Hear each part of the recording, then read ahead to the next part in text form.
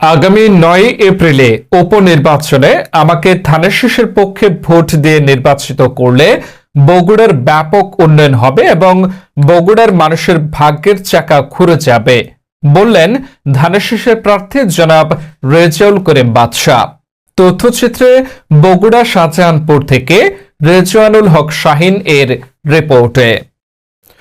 বগুড়া শহর বিএনপির উদ্যোগে আয়োজিত শহীদ টিটু মিলনায়তন অডিটোরিয়ামে দোয়া ও ইফতার মাহফিল অনুষ্ঠিত হয়। উক্ত অনুষ্ঠানে প্রধান অতিথি হিসেবে বক্তব্য রাখেন বগুড়া জেলা বিএনপির সভাপতি ও বগুড়া ৬ সদর আসনের উপনির্বাচনের বিএনপির মনোনীত ধানের শীষের প্রার্থী জনাব মোহাম্মদ রেজাউল করিম বাদশা। গত 12 ফেব্রুয়ারি নির্বাচনে আপনারা যে ব্যাপক পরিশ্রম করেছেন, আপনারা ব্যাপকভাবে প্রচার অংশ নিয়ে আমাদের আজকের প্রধানমন্ত্রী মাননীয় প্রধানমন্ত্রী জনাব তারেক রহমানকে বিপুল ভোটে নির্বাচিত করেছেন। সেই জন্য আমি ব্যক্তিগতভাবে এবং জেলা বিএনপির পক্ষ থেকে আপনি আন্তরিক অভিনন্দন এবং কৃতজ্ঞতা জানাচ্ছি। প্রিয় বন্ধুরা আমার, আপনি ইতিমধ্যে শুনেছেন যে আমাদের মাননীয় প্রধানমন্ত্রী তার এই সদর ৬ আসনটি ছেড়ে দিয়েছেন এবং তার প্রতিনিধি হিসেবে আমাকে মনোনয়ন দিয়েছেন।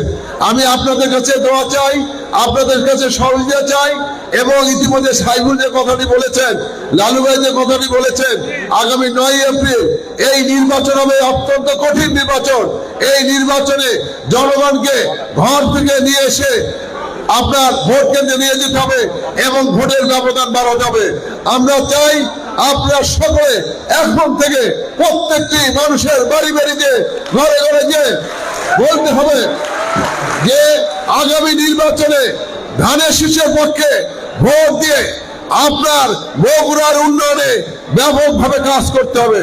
কারণ আমাদের প্রধানমন্ত্রী তিনি চান বগুড়ার ব্যাপক উন্নয়ন হোক এবং সেই কারণে তার এই আসনটি ছেড়ে দিয়ে আমাকে মনোনয়ন দিয়েছেন।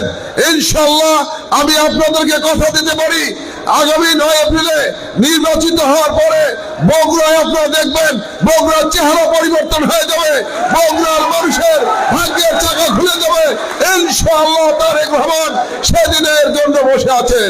কাজে এই আসনটি তারেক রহমানকে আপনারা ভোট দেবেন আগামী ৯ তারিখ।